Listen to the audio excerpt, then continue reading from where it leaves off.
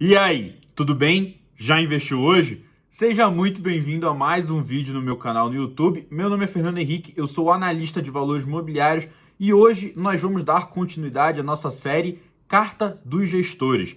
Nessa série eu leio a carta de um gestor e aí você pode acompanhar a leitura ou ouvir como um podcast. E ao final eu teço alguns comentários sobre a carta, tudo bem? E a carta de hoje é da Dynamo. A Dynamo, que é uma das gestoras mais importantes do mercado financeiro e que tem uma das cartas mais respeitadas pelo mercado financeiro. Até dizem por aí que quando a Dynamo solta uma carta, você para tudo que você está fazendo e vai ler essa carta. Então é uma carta muito importante e a carta que a gente vai ler hoje também é muito importante. Mas aqui eu já faço até uma explicação breve. A carta que a gente vai ler hoje é uma carta bem extensa e bem complexa também, porque tem alguns termos científicos muito difíceis. Mas a conclusão final que a carta traz é excelente e vale muito a pena você acompanhar a leitura até o final. Então não estranhe o início da carta, as primeiras páginas que vão trazer termos complexos sobre ciência e tudo mais,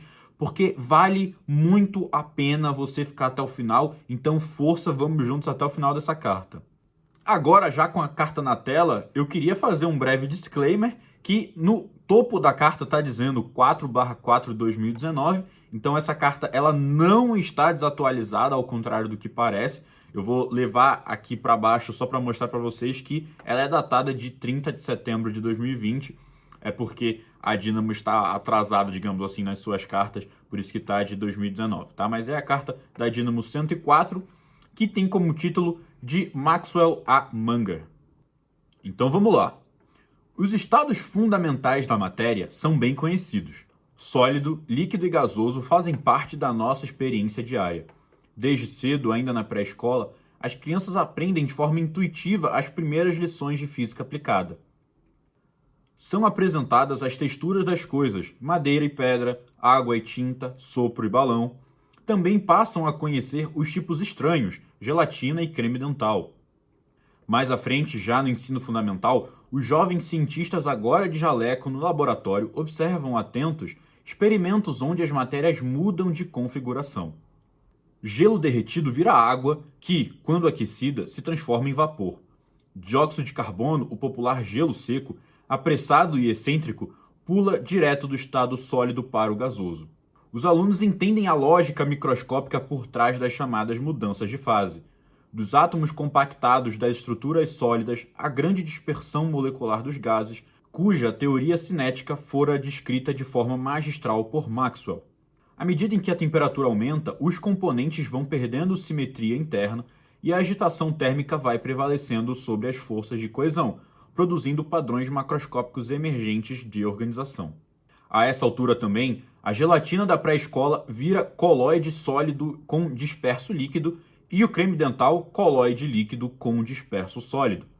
Para complicar ainda mais as coisas, a garotada fica sabendo em primeira mão da existência de outros tipos de matérias, além dos 3 estados clássicos, como o plasma e o tal condensado de Bose-Einstein.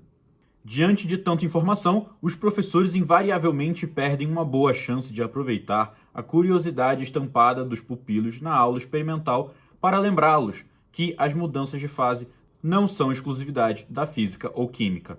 Ocorrem em outras disciplinas e com outros atores, mas com igual fascínio estético e intelectual, revelando da mesma forma aspectos importantes dos sistemas que as compreendem. Fenômenos de transição são coletivos por sua natureza e resultam da interação de inúmeros componentes conectados, sejam eles partículas, proteínas, células, espécies ou computadores.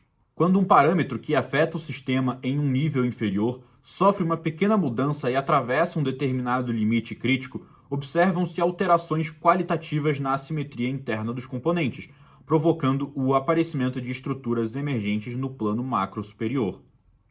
O sistema apresenta mudanças de regra de organização e de dinâmica, produzindo ordem ou desordem.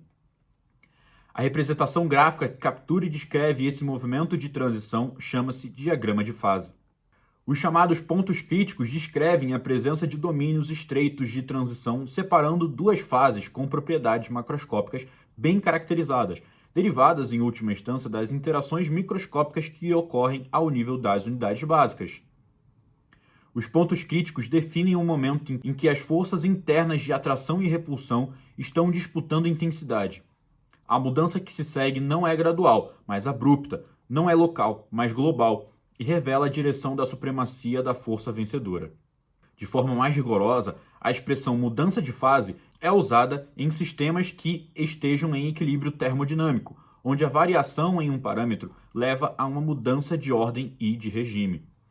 Nos sistemas não lineares, que apresentam interação dinâmica entre feedbacks positivos e negativos, além de etapas de crescimento exponencial, ou seja, ingredientes que os remetem para um estado longe do equilíbrio, ocorrem as chamadas bifurcações. Neste caso, pequenas alterações nos parâmetros provocam mudanças na topologia do sistema, gerando ramificações a partir das quais os elementos do sistema podem seguir trajetórias futuras e regimes completamente distintos. Nestes pontos de atração ou de amplificação, os sistemas enfrentam uma escolha crítica, associada a mudanças catastróficas e conflitos. Trata-se de uma região de interações entre possibilidades e restrições, flutuações e reversibilidades, e uma fronteira de inovação e diversidade, capaz de oferecer ao sistema novas soluções. Bifurcações expressam uma assinatura característica dos sistemas complexos. Ocorrem em diversos contextos, na física, química, biologia e até nos fenômenos sociais. O mundo real está impregnado de situações onde mudanças qualitativas acontecem, quando, por exemplo, informação, vírus ou incêndios se propagam para além de determinados limites. Da mesma forma, transformações estruturais se verificam quando a acumulação de pequenas variações atinge o ponto em que provoca o colapso do sistema, como uma duna de areia que desmorona, ou de um ecossistema, quando a biodiversidade vê-se comprometida. Como curiosidade e ilustração, seguem alguns exemplos do quão pervasivos são os limiares que definem situações de bifurcação. Os vírus são agentes oportunistas que se aproveitam dos mecanismos celulares dos organismos invadidos para se replicarem. As mutações constituem aperfeiçoamentos adaptativos que ajudam os vírus a escapar da resposta imune dos hospedeiros. Poderia-se imaginar que, quanto maior a taxa de mutação, melhor para a estratégia de sobrevivência do invasor. Não é bem assim. Vírus de RNA, como o SARS-CoV-2, apresentam maiores taxas de mutação, mas ao mesmo tempo possuem mecanismos menos sofisticados de correção de erros no processo de replicação.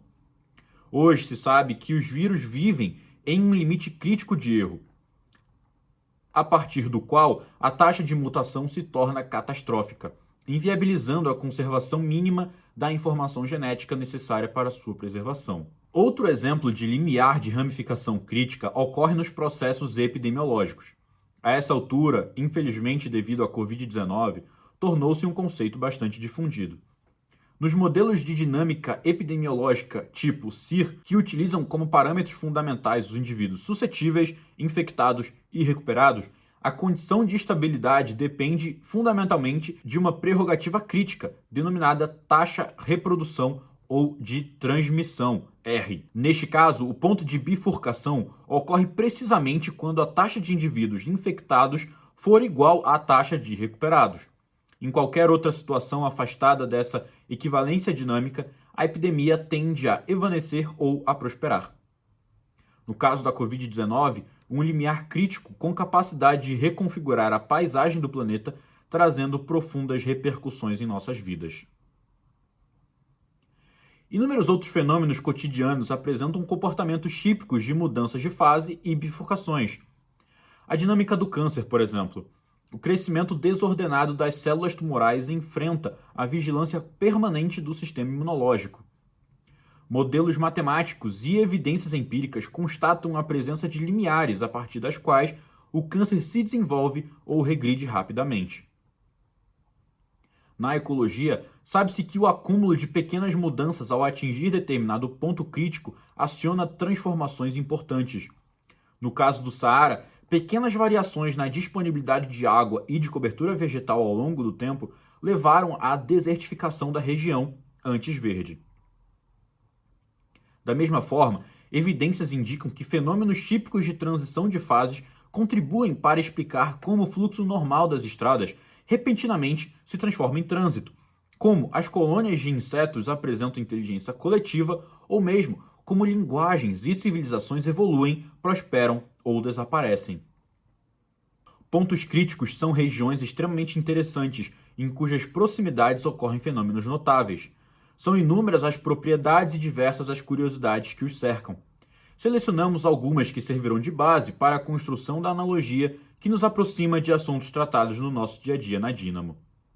Primeiro, comportamento global. Nos pontos críticos, massivas transformações estruturais fazem com que algumas quantidades físicas deixem de se comportar localmente.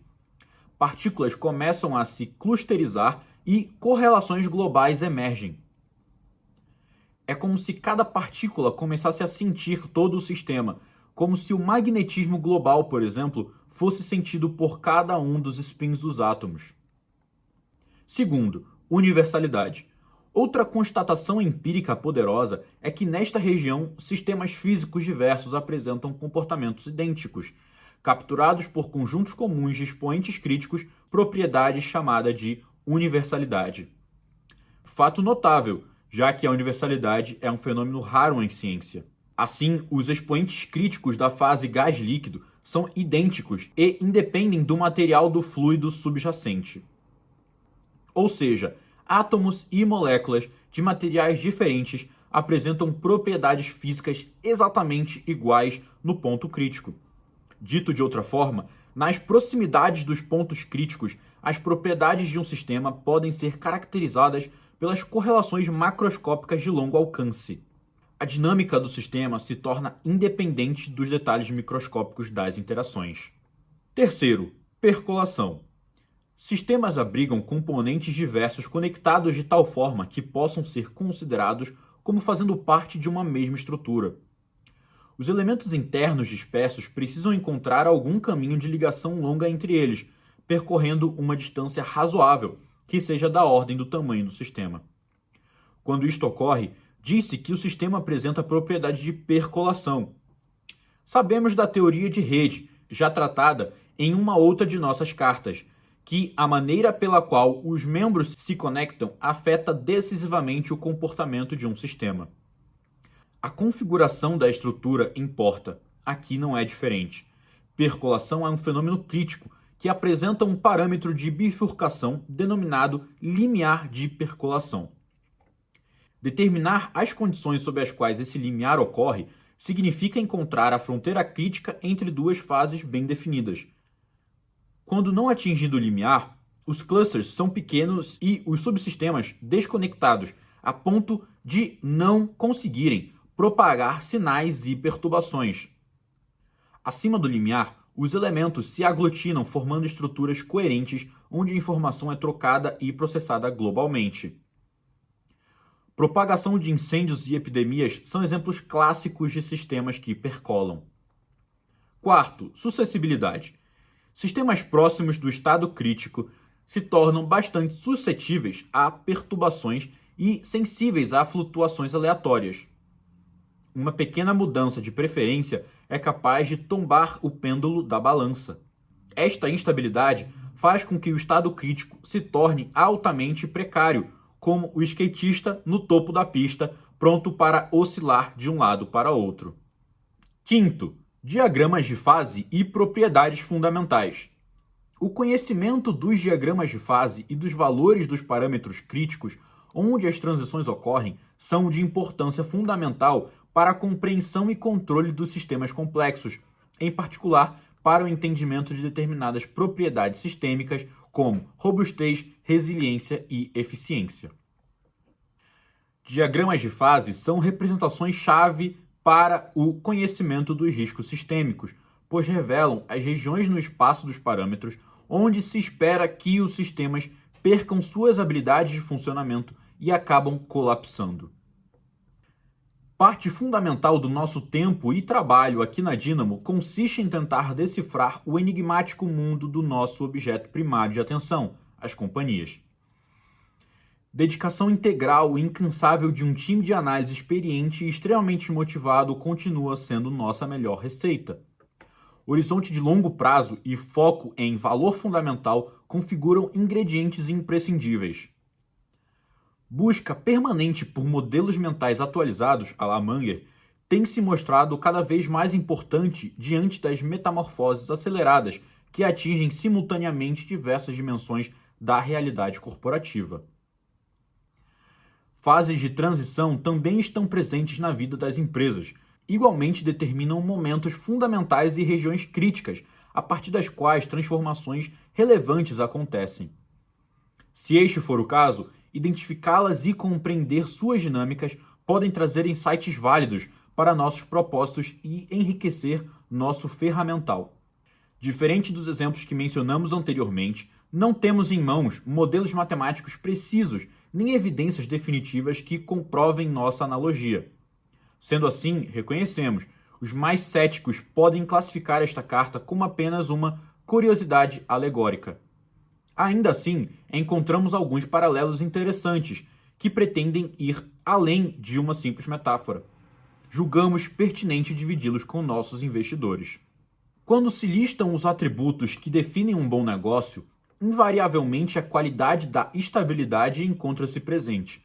Em tese, quanto mais estável e previsível o desempenho operacional e financeiro da empresa, menos arriscada e mais virtuosa ela será.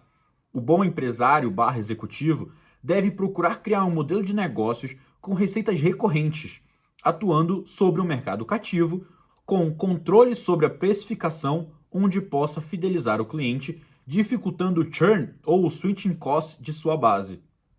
Melhor ainda se a estabilidade de receitas e lucros vier atrelada a uma alta conversão do resultado operacional em fluxo de caixa, garantindo dividendos regulares consistentes.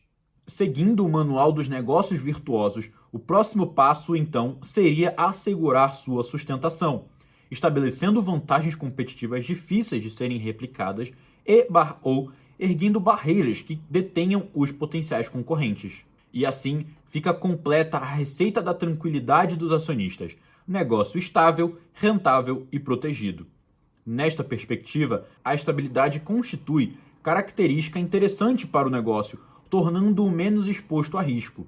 Para os executivos, oferecendo-lhes um ambiente mais controlado, e para os acionistas de longo prazo, permitindo-lhes maior visibilidade sobre seus rendimentos. Além do que, o desejo de estabilidade constitui elemento fundamental da psicologia humana. Temos uma tendência natural para tentar controlar nosso destino e imaginamos o exercício de conjecturar sobre o futuro como a melhor ferramenta de gestão de risco e planejamento.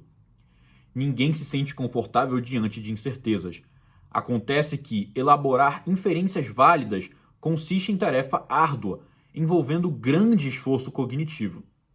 Nada mais conveniente do que um presente estável, que facilita bastante o exercício psicológico do prognóstico. Com a base previsível, sentimos mais confiança para extrapolarmos as condições atuais e assim arrastamos com naturalidade as colunas das planilhas de cálculo em Excel. Quando a estabilidade do presente vira perpetuidade pela mágica das projeções, disse que a companhia estaria precificada à perfeição, priced to perfection. Neste momento, a proposição de investimentos torna-se assimétrica. Há mais chances de downsides do que de upsides. Qualquer soluço no negócio ou pequeno desarranjo que venha ameaçar aquele equilíbrio tão valorizado será devidamente descontado. O investidor marcado a mercado sofrerá perdas. Nossa experiência mostra que, quando exposta à psicologia coletiva do mercado, proposições de negócios muito estáveis podem redundar em ciladas para o investidor. A Dínamo é um indivíduo integrante de uma espécie minoritária no ecossistema de investidores com um olhar de longo prazo em seus investimentos. Para nós, o mais importante é a direção para onde a bússola do negócio está apontando, e não é a exata localização no radar do preço da ação em cada momento.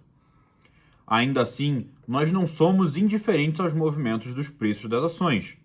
Estamos atentos às armadilhas dos bons negócios, super bem precificados, e dos excessos que geralmente acompanham os consensos. A disciplina já nos salvou de correções desagradáveis do mercado em nomes de primeira linha, embora também em algumas ocasiões tenha precipitado nossa saída de investimentos em companhias de qualidade cujas ações continuaram desempenhando bem. O saldo líquido da perda evitada contra o delta do ganho não capturado nos parece ainda bastante positivo. Aqui na Dynamo, aprendemos a valorizar desde sempre a disciplina da gestão milimétrica, cotidiana e sem tanto glamour que pulsa muitas vezes escondida no interior das empresas.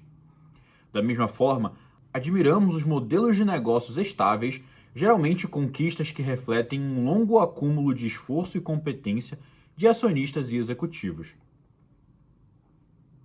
Mas também nutrimos um interesse especial por companhias que estejam passando por circunstâncias de mudanças, que podem ser de diversas naturezas. Situações de fusões, aquisições e incorporações, programas de investimento relevantes, tentativas de acessar novos mercados, clientes, geografias e canais, iniciativas de internacionalização, alterações importantes na estrutura de gestão, transformações culturais, reorganizações ou movimentações societárias, ofertas públicas, alterações no estatuto social, no regime de contratos, nas práticas comerciais e por aí vamos. Muitas vezes, as mudanças de fases são acionadas por alterações externas às companhias, que funcionam como o aumento de temperatura do ambiente nos experimentos físicos. Seja quando um concorrente toma uma iniciativa mais agressiva, ameaçando o status quo do mercado, quando um novo player surge com uma inovação inesperada, quando ocorrem mudanças rápidas e importantes nas preferências dos consumidores, rupturas bruscas na configuração da cadeia de fornecedores ou quando ocorrem alterações relevantes nos regimes tributários, tarifários ou regulatórios, entre outros. Situações onde estímulos externos impõem desafios substantivos às estruturas de conservação das companhias. São circunstâncias que se traduzem em maior agitação molecular interna das empresas, a partir das quais costumam surgir reconfigurações importantes. Tais quais nas mudanças de fase físico-químicas, também aqui encontramos limiares críticos que redundam em trajetórias bem definidas, sejam falências catastróficas ou sucessos extraordinários. São instâncias difíceis de serem compreendidas à distância ou mesmo percebidas a olho nu. Requerem enorme proximidade, dedicação e instrumentos de análise bem calibrados. Por isso mesmo, geralmente não são precificados de forma adequada na partida e a recompensa para o investidor dedicado e paciente costuma ser bastante interessante. Não estamos fazendo aqui uma apologia à experimentação irresponsável. Não se trata de incentivar a aventura do inédito por si só. Ao contrário, no caso das companhias, é fundamental que este processo de mudança ocorra dentro de um contexto global de coesão e unidade. Tomemos, a título de exemplo, uma operação de fusão. A resultante deste processo pode ser uma companhia com características fenótipas novas, mas que invariavelmente conservará uma linha genótipa coerente, a partir da qual tudo o mais se estabelece. Por exemplo, a fusão da Suzano com a Fibria uniu capacidades de produção de celulose, que é o DNA das duas companhias. Mas a nova Suzano, após a captura total das sinergias, será uma companhia mais rentável, sintetizando o que havia de melhor nas duas culturas corporativas, com mais graus de liberdade para inovar e desenvolver uma linha promissora de produtos da árvore, que não apenas a celulose, com uma possibilidade comercial bem mais ampla, devido à sua relevância no mercado e condição de produtor de custo mais baixo. Ou seja, a mesma origem, a mesma base de ativos físicos e humanos, mas cuja recombinação, se bem executada, inaugura um espectro de possibilidades promissoras para a nova companhia. Acompanhar de perto este momento de transformação, de mudança de fase, faz toda a diferença para o investidor. A fim de dar mais concretude à nossa metáfora, aproveitando o exemplo acima, tomemos as propriedades dos sistemas físicos que destacamos anteriormente para observá-las no caso de uma mudança de fase no ambiente corporativo provocada por uma fusão. Primeiro, uma operação de fusão verifica-se bem-sucedida quando as companhias fusionadas vão abrindo mão de suas estruturas locais para ir adquirindo uma configuração que se molda aos interesses da nova entidade. De forma idêntica às quantidades físicas que deixam de se organizar localmente e passam a se reorganizar sob padrões que incorporam características globais. Fusões fracassadas invariavelmente se apoiam na resistência à mudança dos feudos recalcitrantes que, por confusão, força do hábito, medo do desconhecido, insegurança ou desconfiança, não conseguem se agrupar em sintonia com a nova proposta de organização coletiva. Segundo, já a propriedade de universalidade, que caracteriza a vizinhança dos pontos críticos, quando aplicada ao paralelo das companhias, nos autoriza a validar conhecimento de casos passados em novas situações, desde que em uma mesma classe. Assim, ainda no exemplo das fusões, podemos transitar das experiências de outros investimentos para novos episódios, mesmo que em indústrias e setores distintos. Para nós da Dynamo, este insight torna-se particularmente relevante pela nossa longa história de investidor participativo, através da qual vivenciamos inúmeros processos de recombinações de companhias. É óbvio que cada caso é um evento diferente, cada qual com suas idiosincrasias que devem ser consideradas. Mas é fato também que encontramos diversas simetrias nestas operações que transcendem especificidades setoriais, tamanho ou momento das empresas. E a partir da nossa coleção de experiências, é possível identificar sintomas de que algo parece fora do padrão, seja, por exemplo, na definição dos times da estrutura organizacional com atribuições, responsabilidades e metas, no cronograma de captura das sinergias, nos contratempos para a integração dos sistemas, nas dificuldades para superar as diferenças de culturas, de desenho de incentivos ou de alinhamento de interesses.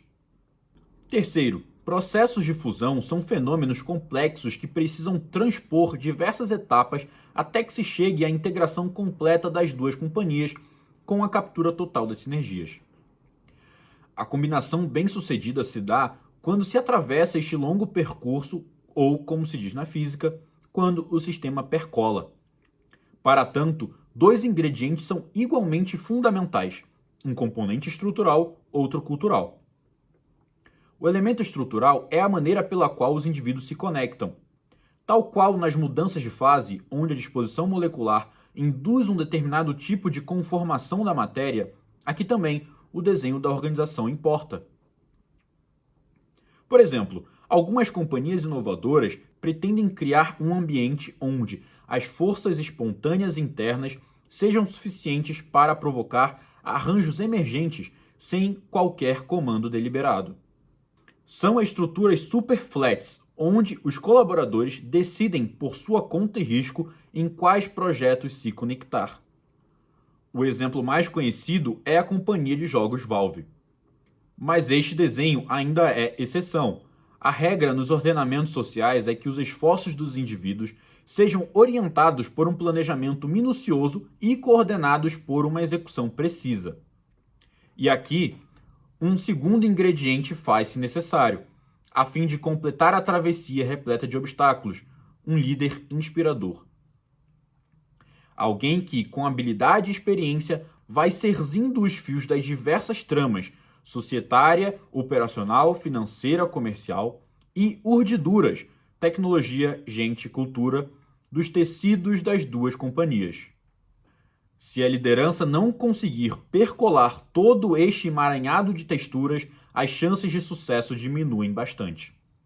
Ao longo do processo, é comum encontrarmos limiares de percolação, ou seja, os pontos críticos que desafiam a integração e acabam determinando seu resultado.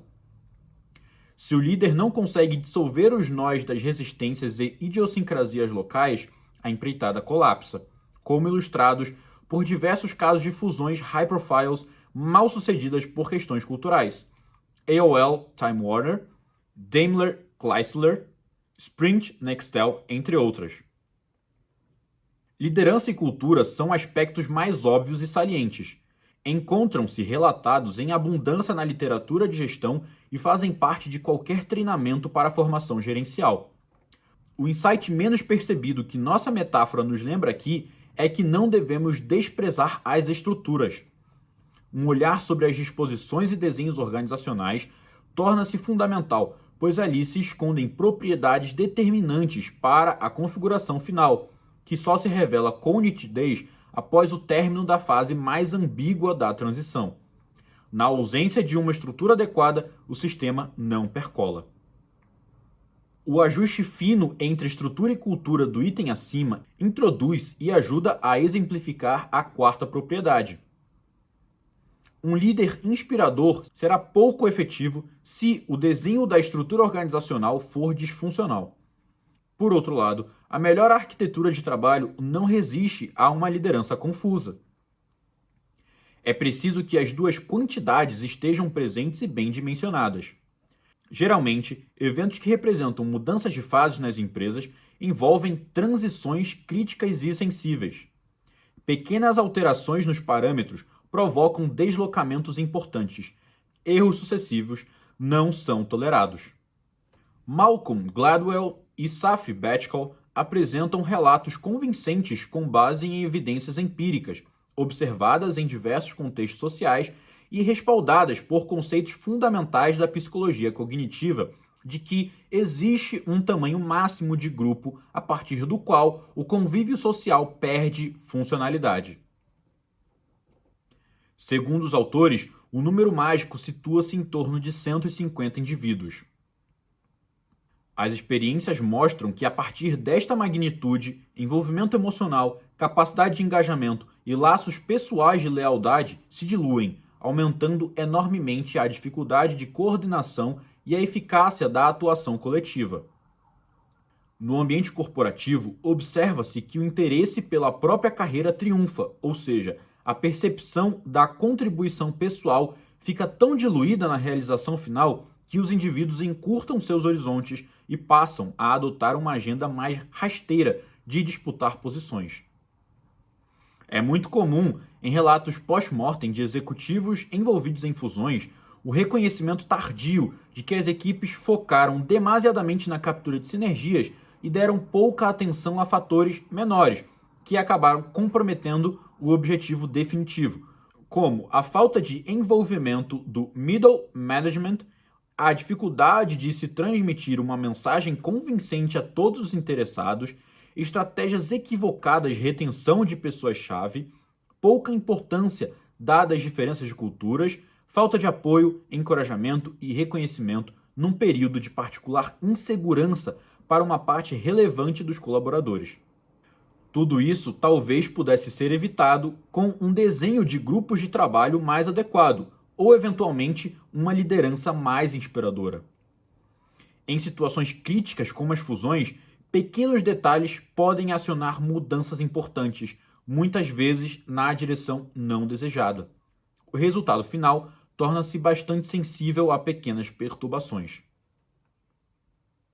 Quinto, ao lado do ciclo PDCA, análise SWOT, mapa de KPIs, entre outros instrumentos, talvez fizesse sentido para as empresas cartografar seus próprios diagramas de fase, como ferramenta de gestão durante eventos críticos.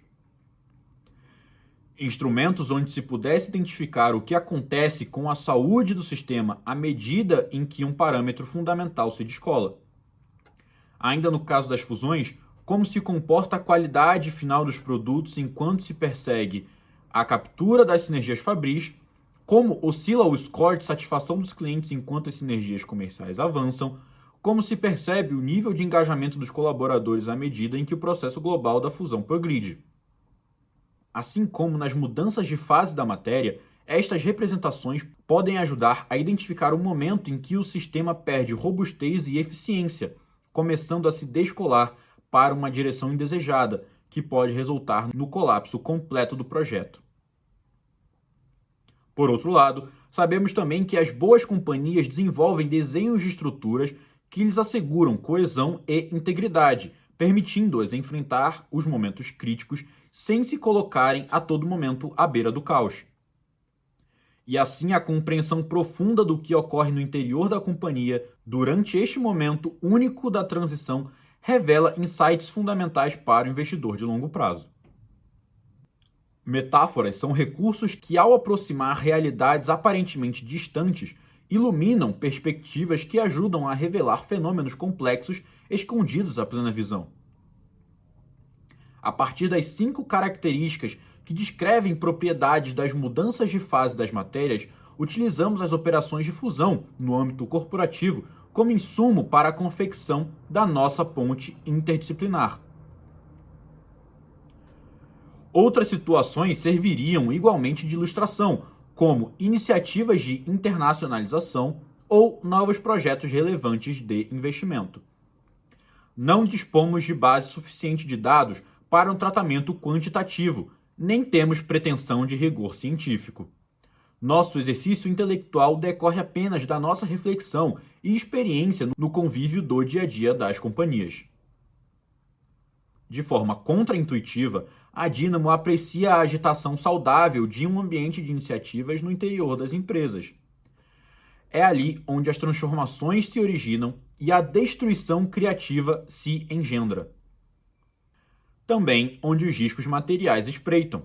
Neste território ambíguo, efervescência e instabilidade caminham juntas, podendo resultar em pujança ou colapso. O investidor de longo prazo precisa identificar estes momentos de particular fertilidade no interior das companhias e se posicionar.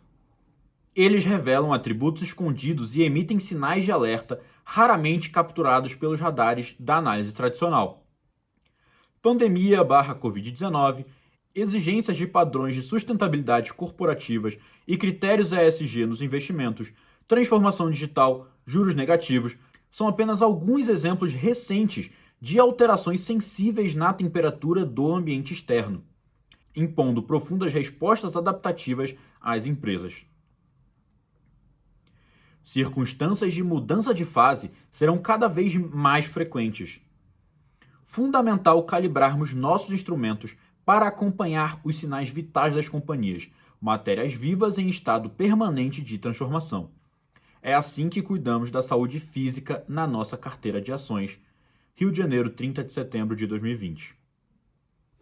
Finalizada a leitura dessa carta maravilhosa da Dynamo, eu queria dizer o seguinte. Primeiro, eu sei que muita gente pediu que o meu comentário final fosse mais extenso, em que eu desse mais a minha opinião sobre a carta que eu li, mas como essa carta ficou muito longa e o vídeo vai ficar muito longo também, neste vídeo especificamente eu vou encurtar um pouco a minha opinião final, tá bom?